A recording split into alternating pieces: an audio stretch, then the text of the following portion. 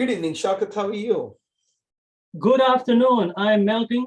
It is 31 degrees in Brisbane today. It's probably hotter outside of Brisbane, and that's why I'm wearing a hat indoors. So yeah, time's good. Got my Gatorade, replaced my salts. What's happening in your world? You know, if you want to get, if you're cold and if you're looking for warmth, you should go stand in a corner. Look at the corner behind you in the wall. Yeah. See, it's always 90 degrees in the corner.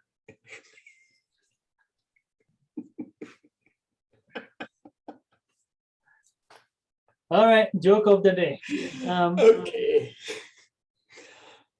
So now today has been a good day. Today has been a fun day. Brent is also having a lot of fun. He's asking actually a very thought-provoking question today, Shaukat, and this is actually your core competency. Brent is asking, let's see, what does it say? What is loss prevention and why does it matter? So I think loss prevention hurts every business, doesn't it, Shaukat? And and unfortunately, a lot of businesses aren't realizing it. They just don't know that what's hurting them is losses that holes in their bucket. Now, usually when we talk about holes in buckets, it's usually about sales. You're not making enough sales. So today, I think what we can do is go through Dan Kennedy's book. Okay. Chapter 2, page 11. I'm on the same page. You're literally on the same page. I can't Literally explain it better than Dan, but he's harsh. Anybody I speak to, I always say, read this book. This covers the principles of business, right? Yep. So, you know, I bought 250 copies of that book. So if anybody in America wants a copy of this book with an essay that we wrote on how we implement principles of almost alchemy, if you reach out to me, I'll be happy to FedEx the book and the essay to you. No, I mean, and we'll put the link in the description. Okay. So, you know, Shaukat, I got to tell you something, mate. Loss prevention is something I'm cognizant of, but it's not my area of practice. In my business, I'm so focused on business development and operation, right?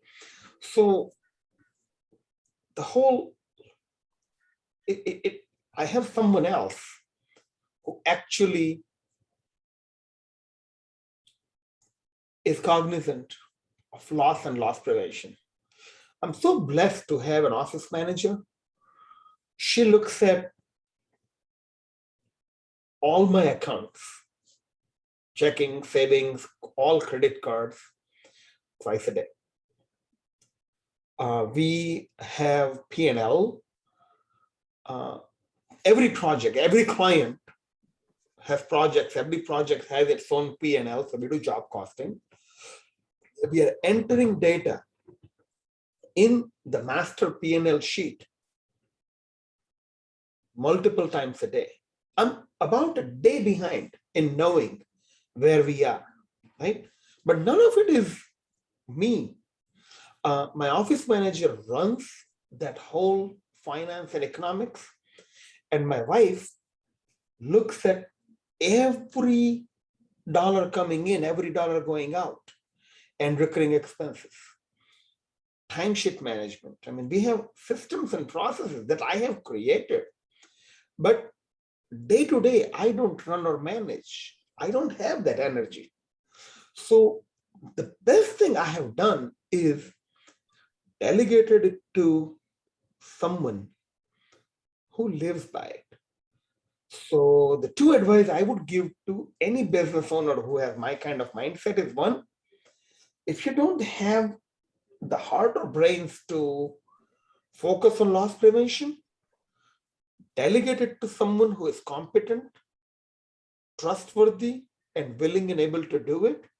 And please don't delegate to your wife or husband, because when you take time off, your spouse will take time off. And if both of you take controls away from the business, it's like anything that is undesirable to you that you want to offload, don't offload it to your spouse. That's bad for business, especially if you have a husband and wife team owning and running the business together. So that's what I wanted to talk about in loss prevention. Before we go into that, you used a very powerful word, a delegation. Now, unfortunately, it's a misused word. A lot of businesses who find out later, and non-profit organizations who they thought they delegated, But they and abdicate. what they did was abdicated. Right? So before, Yeah, so that's not Dan, right. Yeah, so you I'm going can't to do use that. Dan Kennedy's words. Tell him, please don't sue me. When are you going to catch up with him again? I will talk to him on, so November, we don't get a call in December. November, we will get a call on November 18th. Okay, November 18th, show him this video, tell him not to sue me because I'm promoting the hell out of him. Okay, so this is an Adam Whitty. This is an Adam Whitty book. It's an Adam Whitty book. It's a Forbes book. Well, now it's a Russell. So tell Adam not to sue me either.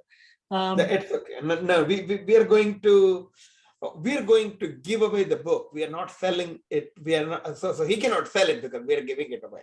True. So, but I bought him fair and square from. But we're creating a back end for them, aren't we? So abdication versus delegation, critical. So how does someone know? We're not talking about loss prevention. Just pause loss prevention for a moment. Talk about sales, legal.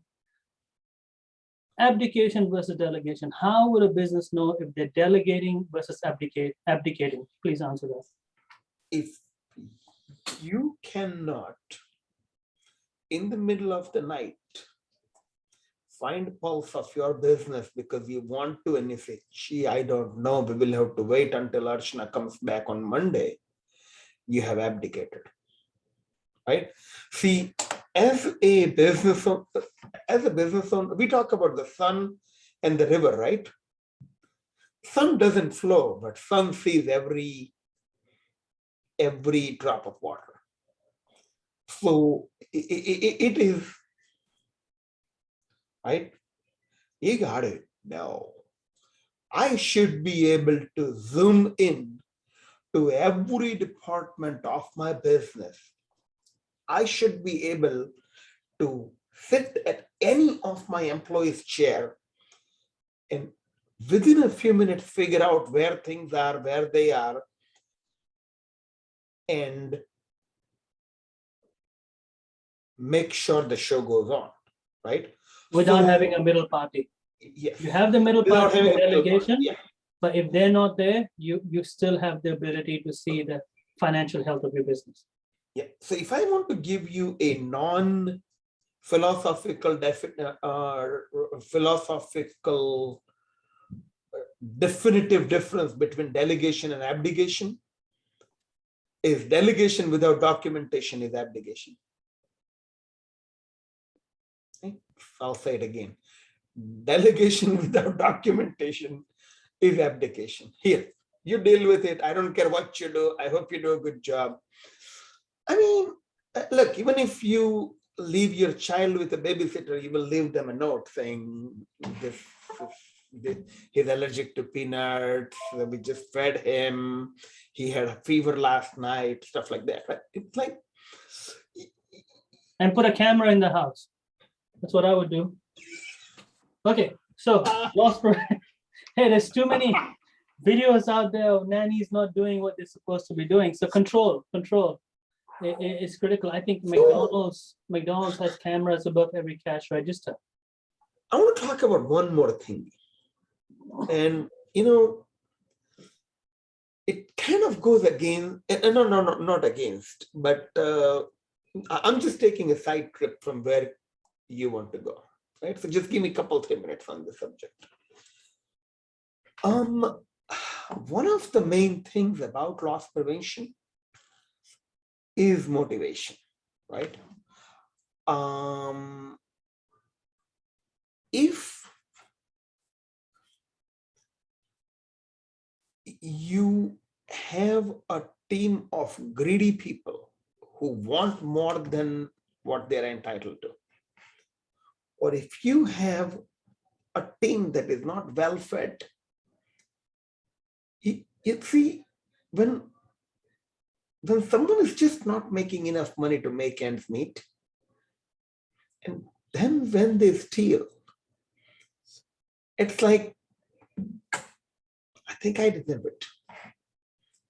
If I have a team member who is not able to make ends meet, do I have right to not to say I don't fly coach? Do I have right to fly business class? I mean, it's look. See, that's a moral and ethical dilemma right there. Right. You got to take care of your people. Yeah. Right. I mean, when the money you pay to your staff is basically used to take care of their family. So when you have someone who has a major expense, a car,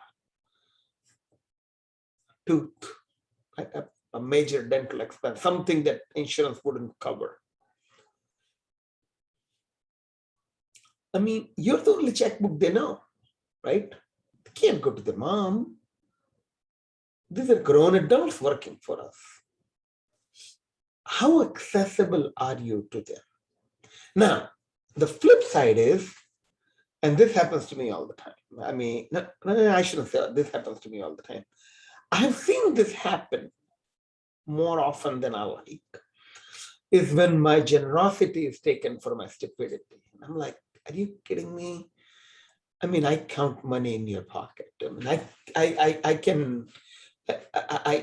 can do mental math on I can quantify qualitative variables. There is nothing that I don't see.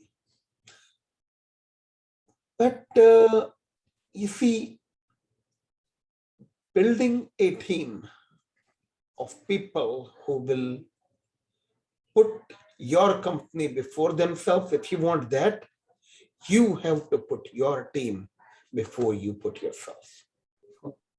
To circle back to the 4 pillars, so we are talking about sprint management, number one. You talked about being the sun. The sun sees everything. Delegation without documentation is abdication. And I think you dive straight into employee theft. Employee theft. If we go back to page 11, and we'll just quickly go over, so what Dan Kennedy says. Dan, do not sue me. Aaron, do not see me. No suing Shaukat. Time theft, he talks about is the first point. Time theft, people going on Facebook, shopping on Amazon, doing anything but actually doing a job. One example is where you don't have anything to do. One of the quickest things to do to end time theft is to give them something to do, and that could be training. How often do we train our staff? They don't want training, separate leadership matter, performance matter, but make sure there's something for them to do. It doesn't have to be a task. It can be developing themselves. So what are your thoughts on time theft?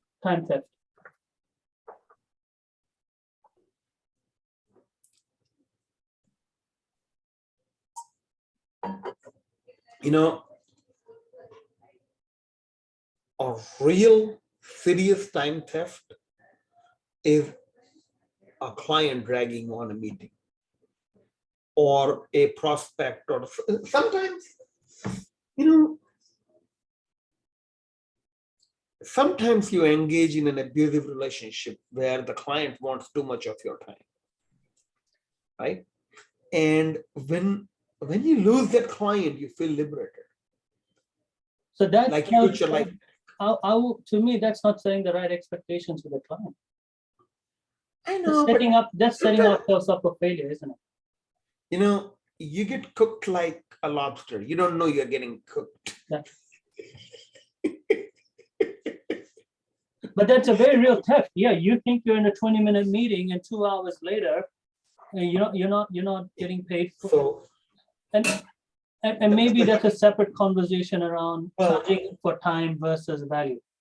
Actually, can I elaborate on that a little bit? So there is a book.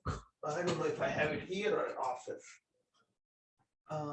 Yeah, I don't have it here. No BS time management. Yep. Right? Ruthless time management. Yeah. So I actually asked Dan Kennedy a question. I'm like, Dan, I'm a small business owner. I have to be available and accessible. I'm the guy they call when something goes down. How, if I have your attitude, I will lose all my clients. And what he says is someday you will get better clients. Right? He said, look, when you are accessible to everybody, you're available to nobody. If you, and this is a question I asked him in Cleveland at the racetrack. And when I asked him, this was a hardcore confrontational question. I was 180-degree opposite of the position he's taking. And so when I asked this question, a crowd gathered around us to see how Dan rebuttals, right? So you took Brent's position and became the elephant in the room. Yeah.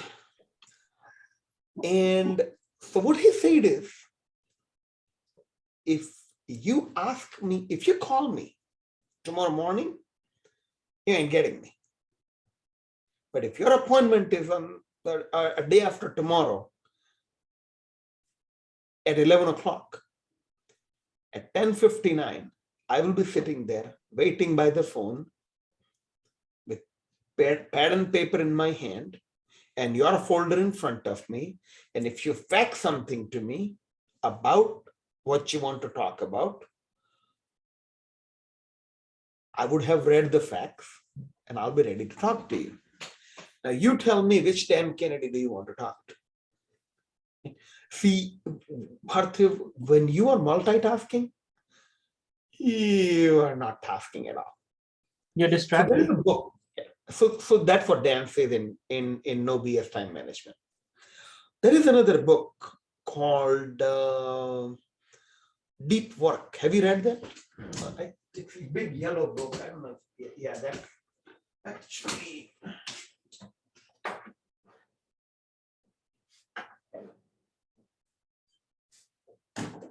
Yeah, no, that's in the office also. I have, see, I'm home right now, so there is limited collection of books at home. So Deep Work is another fantastic, fascinating book. And I learned some time management principles from Dan Sullivan. They call it entrepreneurial time system. And when you have your time back, right?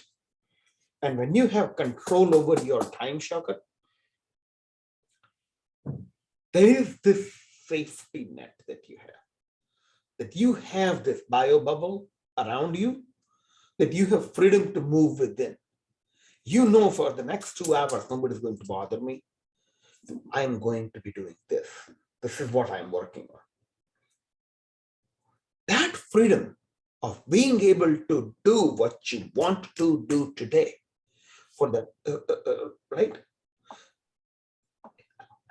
that makes you a very powerful, impactful person for that moment. So when we go to yoga, the yoga teacher, you know what she says? For the next 1 hour, if it's not on the mat, it doesn't exist. So you can buy yourself the luxury of being in the moment and focus on what it is that you want to do. And if you do it that way, nobody will steal your time. Time theft, you are susceptible to time theft only if you don't respect your own time boundaries. A good, yep. You respect your time, set the expectations, set the value. Nobody wants a distracted vendor. Nobody wants a distracted provider. Exactly. I was reading some material from a lawyer where they set the expectation with the client where we're not going to answer phone calls. when we're with an existing client meeting. You wouldn't want us to answer a phone call if we were having a meeting with you. So Yeah. please keep, and I've just summarized a whole paragraph of what they eloquently said, and I've butchered it, but it sets the right expectation as to why. It's not out of arrogance. Now, Sure. we just covered point one. We'll go quickly with the other one. So we talked about theft by willful or incompetent non-compliance. Now, a lot of that you just mentioned anyway. You summarized that, right? Theft by willful or incompetent non-compliance with respect to time. But in general, he's really talking about a operating system, right? So I'm not going to read every single sentence. But anybody who gets this book from you or elsewhere can read it.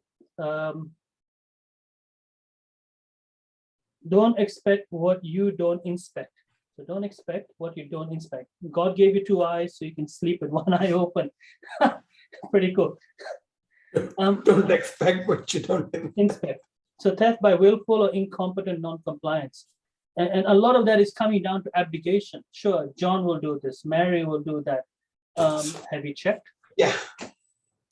So it comes down to this, right? It's I believe if you're experiencing it, there is 10% chance that you are in the company of a pathological liar and a thief, and they actually intend to steal from you. But 90% probability, they used to care. You conditioned them to not care. Okay. It is, so whenever there is a staff related issue, I look at me. Leadership. Is it my fault? Is it my fault? Did I trigger this? Did I empower them? Did I motivate them? Did you set systems in place, procedures, process? Yes. They might be motivated, but if they don't know how, Yep. They don't have a benchmark. Yep. So it takes a lot to get fired from e-launches.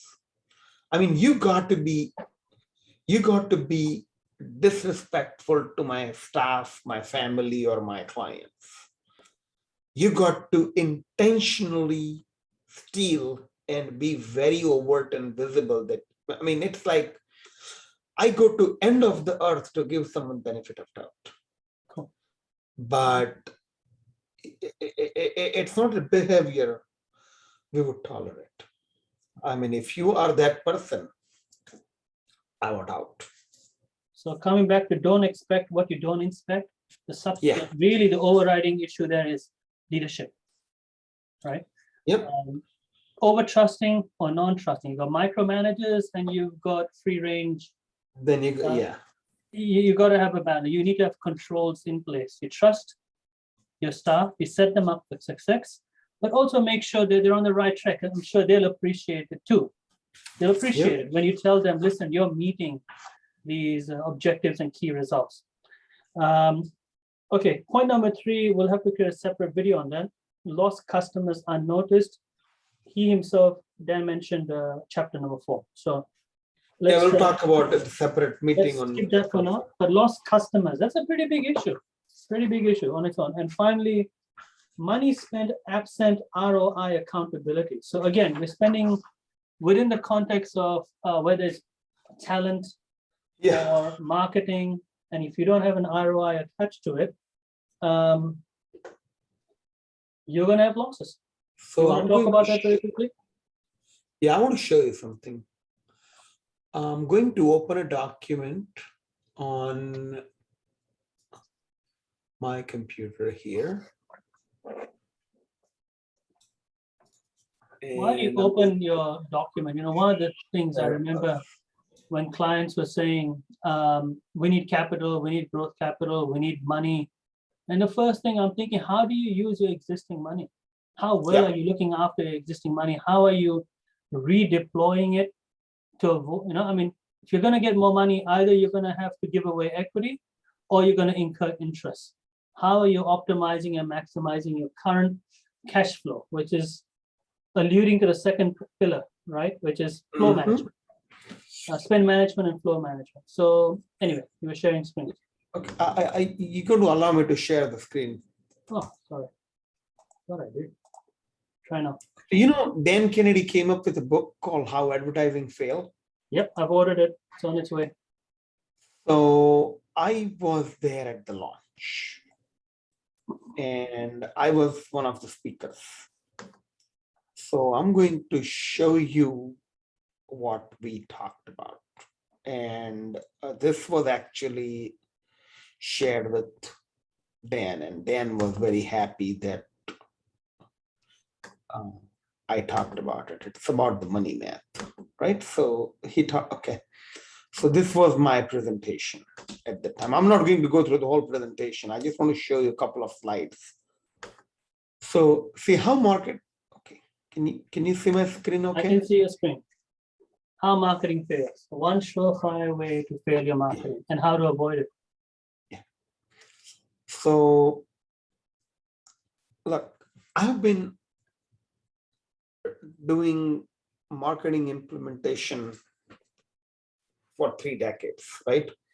I have mailed over 1 billion pieces of direct mail and I did one spreadsheet 10,000 times. So I know how bad things happen. So this is not an opinion. I'm coming from a position of data. This is actually a deeper dive on page 12. What Kennedy says, I am now talking about from my practical experience. Okay. So so here is the problem.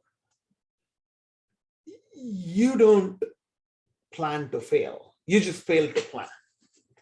99% of the small business owners, they spend money in marketing. They're unhappy with the results because they don't have a formal marketing plan or a 3-year growth plan. And I think there is a reason for it.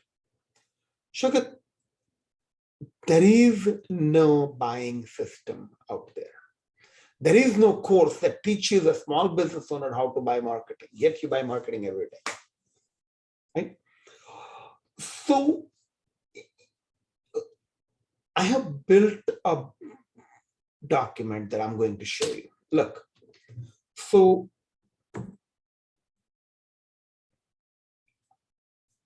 I think you should download this document at freesuccessblueprint.com. It's a 12-page document and it has 3 calculators. Okay. I believe that a CEO or CMO, if you're a big company, does only 3 things: revenue economics, marketing asset management and activity planning, and budget. These are the only 3 things that you have to have 100% control 100% of the time. Everything else can be delegated or outsourced. So the first is revenue economics. How much you want to make, how much you are currently making, how much you are going to lose, divide that by your average lifetime value of a customer. That's how many deals you need to get, right? So I have this PDF document where you plug in those 4 numbers, everything else is calculated automatically, right? So that's calculator number 1. Second, I have a list of marketing activities that you will chart out as to when you will implement it. Next 10 days, this quarter, next quarter, this year, next year, or you don't know. Once you know your math and once you know what you want to do, you build a comprehensive budget of internal and external marketing cost centers plotted month over month. And that's going to tell you how much money you're going to need this month, next month, this quarter, how much of the annual budget is already allocated and how much is left over as a dry powder. And if you need money to pursue an opportunity or respond to a threat, if you don't have money remaining in the budget as a dry powder, I mean, I like to keep about 30% dry powder, right? So if I have $100,000 in marketing budget, I like to keep 30,000 in discretionary spending. So I can invest money in an opportunity or invest money in a responding to a threat without cutting somebody else off. You see, when you cut somebody off, it's like crashing a plane. So and as I like to gradually cut down expense, I don't like to just cut somebody out. So having a budget, a marketing activity plan, and your revenue mathematics, this will give you the accountability that Dan talks about.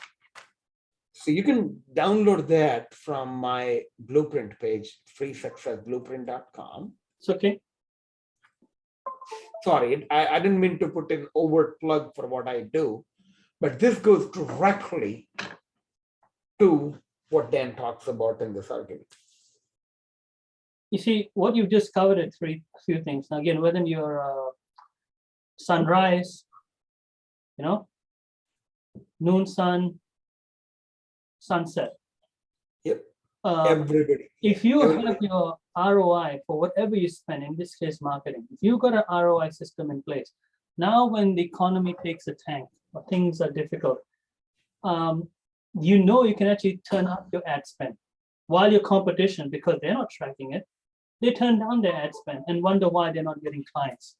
Right. So with the system that you've just shared, you have data behind how they can, and usually ad spend actually the cost goes down in the bad economy, right? So you can actually spend more, outbid your competition, outspend your competition.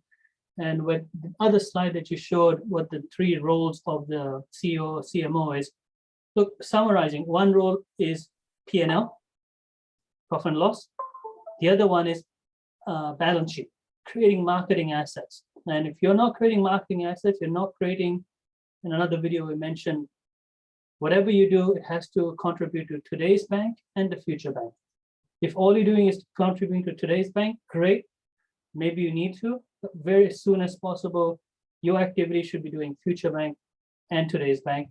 What you've just covered is both of them. So now so coming back to spend management, we'll wrap it up very quickly. One of the things he talks about in his book, and this is a bit controversial, but it's worth mentioning. Not in my house, page 15, my employees would not steal from me. Our vendors are honest and trustworthy, or we wouldn't have them. So going back to loss management around employees or vendors or anybody else, your accountant, your lawyers, anybody, family member. We need to keep in mind that everybody is in different phases of their life. It's not uncommon to find out that your most trusted person, your advisor, your accountant, your lawyer even, stealing from you, not because nobody is born bad, but circumstances in their life. It could be a gambling habit. It could be a fellow family member who is in need of medical support, expenses, billings. Things change. Things change for most people. Look, if you leave your doors wide open, right? If you choose not to care about your security, then you deserve to get hurt, right? You can, by your own neglect, by your own lackluster security standards, by your own attitude that I don't care if someone steals from me, a blind trust, you can condition an honest man to become situationally dishonest. So Warren Buffett has this is my last words, and then Warren Buffett has a saying. Is it Warren Buffett or someone? Trust but verify. Yeah. So that's my last word for loss prevention. And if you and Brent have anything else to say before we finish off? Let's ask Brent, see how he's doing. Brent, what do you think? I think he's happy. I think he likes what we are talking about. So your wisdom of delegation without documentation is abdication. Spot on. Trust but verify. And coming back to the fourth pillar, usually that's the one that goes unnoticed. If companies are doing well, they thought they're doing well, but there's not much kitty in the bank, check your procedures. So Brent, do you trust me? Yeah, I said. Do you trust him with a blank check?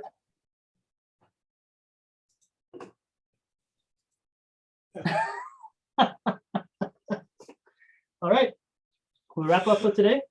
All right. Thank you very much. And it's a pleasure to be with you guys. See you next week.